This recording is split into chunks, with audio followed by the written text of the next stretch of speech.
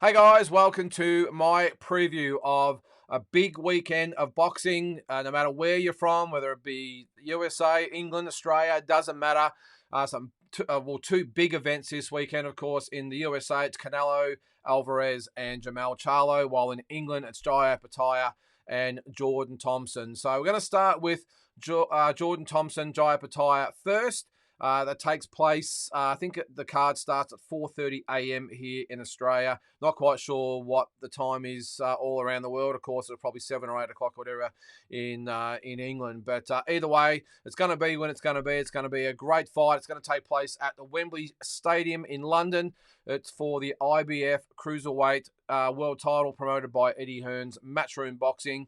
Let's start with Jai OPETAIA. 22-0, 17 knockouts.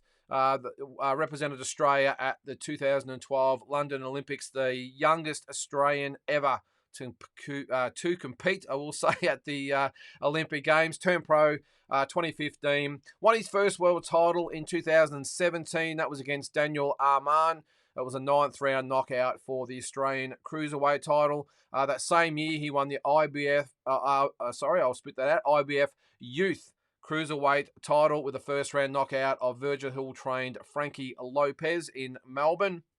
And then earlier last year, beat Lucas Paskowski with a second round knockout for the WBO Asia Pacific Cruiserweight title. And in his last fight, scored a 12-round decision over defending champion Maris Breidis. That was on the Gold Coast for the IBF Cruiserweight title that he will defend this weekend. So that was in July 2022. So let's get on to his opponent Jordan Troublesome Thompson.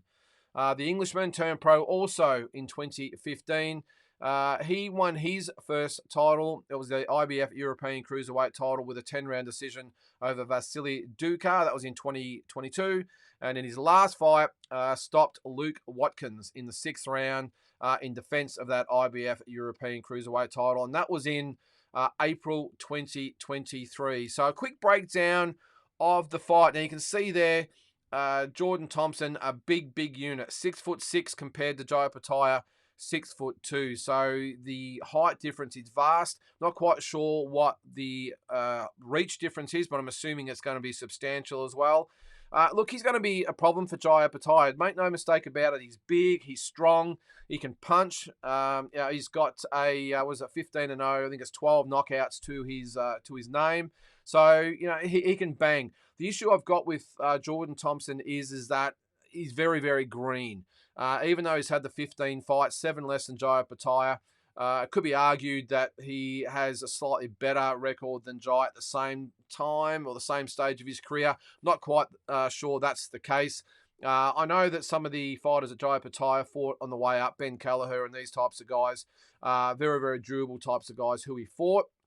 I don't know anything really about Jordan Thompson's 15 opponents. I really can't comment too much. I can only go on what I see. And what I see from Jai OPETAIA is a once-in-a-generation talent. He can move, he can box, he can punch. He punches in volume. He's just the complete fighter, and I've got no doubt he's going to go on and dominate this division. Jordan Thompson, on the other hand, looks very robotic, tends to stick that chin up in the air, looks for one punch too much for me. I think looking at the limited vision I've seen of him on YouTube, limited competition so far, so it makes him look good. And I think he's the type of fighter that when he comes up against someone of Jai OPETAIA's quality, that we're really going to see him exposed to, as they say in boxing, the levels. And I think, look, it's in England, which makes it probably 25% more in his favour, but he's starting a long way back. And I just think he'll be game. He'll have a go, but I just think he'll give Jai a few issues early with that hometown crowd. I think he'll come out strong. But I don't think if he can hurt Jai early in the first 2, 3, 4 rounds, I just think he's going to fade as the fight goes on. And I think the class of Jai OPETAIA is really going to come to the fore. And I just think you're going to see from the 7th or 8th round onwards a real masterclass from Jai OPETAIA. And I think he wins a clear-cut decision or maybe even 10th, 11th, 12th round knockout because, as I said, I just think Jai OPETAIA is just an elite talent in the world of boxing. Now, I know he's not overly well known in England or the States at the moment, but he's definitely well known here in Australia. We've obviously seen him since his first couple of fights. And I'm looking forward to him being showcased to the English audience and by association, the American audience. And I think whether he fights Breedis in a rematch or whatever it might be, either way, you're going to see Joe Opetaia in some big fights going forward, especially with Matchroom Boxing behind him. And no disrespect to Jordan Thompson, but he only got his shot because Breedis and Masternak and a couple others have not been able to follow through with their challenge of Opetaia. So he sort of almost gets it by default. He is ranked, I think, in the top 10 or 15. So make no mistake, he's worthy of a shot. I just don't think it's now, and he's almost got it because there's really no one else out there for Jai to fight at this time. So I expect to see Jai, who, as I said earlier, hasn't fought since July last year. Of course, he had the break in his jaw and other associated things happening, especially with the opponents pulling out. I think he's going to be primed. He's going to be ready to go. And I think he really uses Jordan Thompson to make a statement to the boxing world that he is for real and he's going to take some beating. And I've got no doubt in the next sort of year or two, you will probably see Joe Opetaia move up to the cruiserweight division and the heavyweight division and do some damage there as well. But it will be entertaining, make no mistake about that. Jordan Thompson, look him up on YouTube. He comes to fight. I've got no doubt he's going to come. He's going to throw some bombs. I just don't think he's got enough to trouble Opetaia. And it's one thing being a big banger. It means nothing if you can't actually lay one on your opponent. I just think he's going to struggle to hit Jai Opetaia cleanly. And I think Jai Opetaia, as I said before, wins either a clear-cut, unanimous decision or stops Jordan Thompson in the later rounds. So either way, it should be a great fight. Let's get on to the other fight this weekend. It's going to be on, I think the card starts at 11 a.m. Australian time on Sunday. I think it's 6 or 7 o'clock in the States, depending on what coast you're on. But either way, like the other fight, the Opetaia-Thompson fight, it's going to be on when it's going to be on. And really looking forward to this one. I'll have a look at Canelo first. Well, first of all, the fight's taking place at T-Mobile Arena for the undisputed super middleweight title. It's promoted by Canelo Promotions / TGB Promotions / Samson Boxing Promotions. So there's a few hands in the pie there, but it doesn't matter who's promoting as long as it's taking place. So Canelo Alvarez, 59-2-2 with 39 knockouts to his credit. Canelo turned pro in 2005, a 4-division world champion, won his first world title. I was there, lucky enough to be there back in 2011. It was a great night. That was a WBC super welterweight title. Made 5 defenses before unifying the belt with Austin Trout with a 12-round decision for the WBA belt. 2013 that was. Lost the same year to Floyd Mayweather in a unification of that belt as well. But really rebounded really well with some wins, and then won the WBC middleweight belt in 2015 with a 12-round decision over Miguel Cotto. Wins over Amir Khan, Liam Smith, Julio Cesar Chavez, the 2 fights with Triple G in 2017, 2018. Won the light heavyweight title, the WBO version, in 2019 over Sergey Kovalev with that 11th round stoppage. Wins over Billy Joe Saunders and Caleb Plant to unify the super middleweight title. Of course, lost to Dmitry Bivol in another attempt to win the light heavyweight title. That was in 2022. Came back with a win over Triple G in the trilogy, and in his last fight this year had a 12-round decision win over John Ryder. So look, I could be here all day talking about Saul Canelo Alvarez's resume, but again, as I said, it speaks for itself. So just one of the all-time greats, a shoe-in or a walk-up start in the first ballot of the Hall of Fame when he retires in 2, 3, 4 years' time. But just an unbelievable resume is Saul Canelo Alvarez. Let's look at his opponent, JERMELL CHARLO. Turned pro in 2007. Won his first world title in 2016 with an 8th round knockout of John Jackson for the WBC super welterweight title. Had 3 defenses before losing it to Tony Harrison in 2018. Regained it against Tony Harrison the following year, 2019, with an 11th round knockout.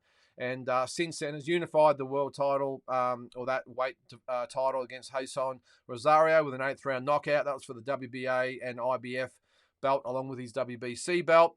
Fought Brian Castano to unify all 4 belts in 2021. It was a draw, but in the rematch in 2022, knocked out Brian Castano in the 10th round to fully unify the world super welterweight title. So on to the fight itself. I think this is going to be a lot closer than a lot of people think. I know a lot of people saying Canelo's too big.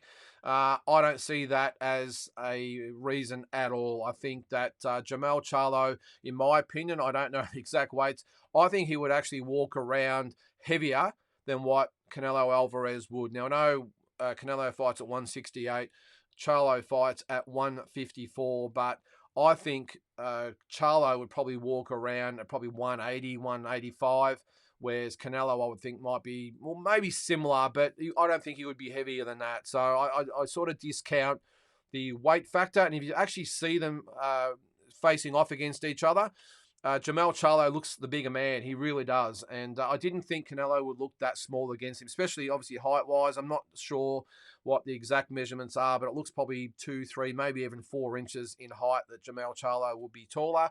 And of course, that equals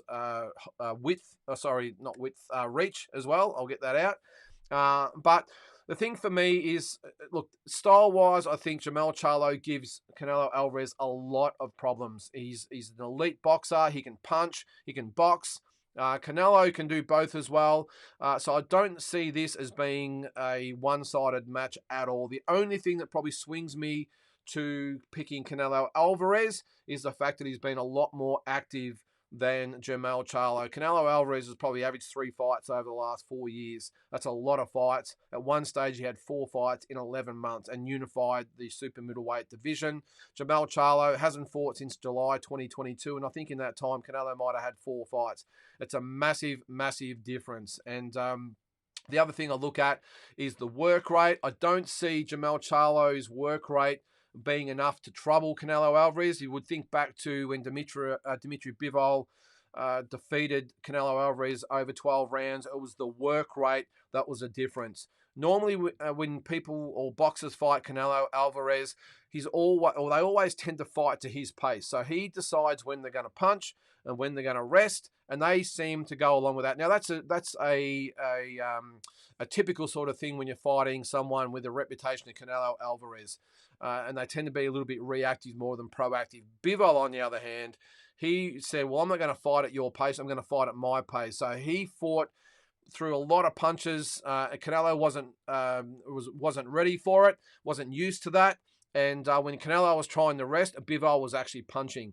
So that, for me, is the key to the fight if Jermell Charlo is going to win. And I think if you look at both sides of the coin, I think for Charlo to win, he's got to do what Bivol did and throw a lot more punches, especially when Canelo is trying to rest. Now, if you watch Canelo carefully, as I said, he likes to punch, then he likes to rest, regroup, get his composure and his breath back, and then he'll go again. And most of the time, his opponents let him dictate the pace.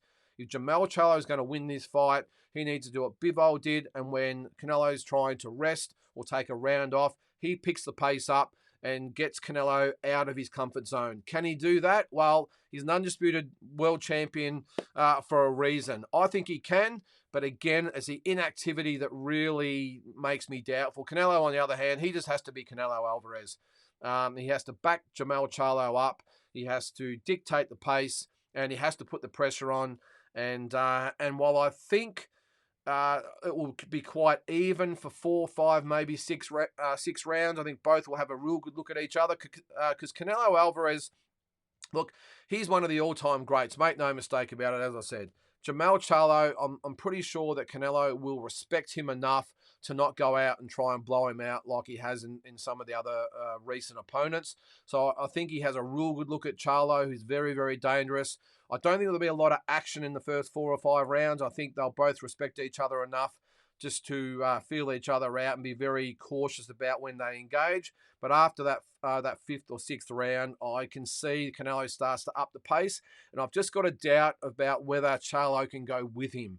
once Canelo really starts to up that pace and starts to throw 3, 4, 5 punches in a row, which he tends to do, after the middle round. So that's the way I see the fight going. The first 5 or 6 rounds, not maybe as much action as we might want to expect and hope to expect.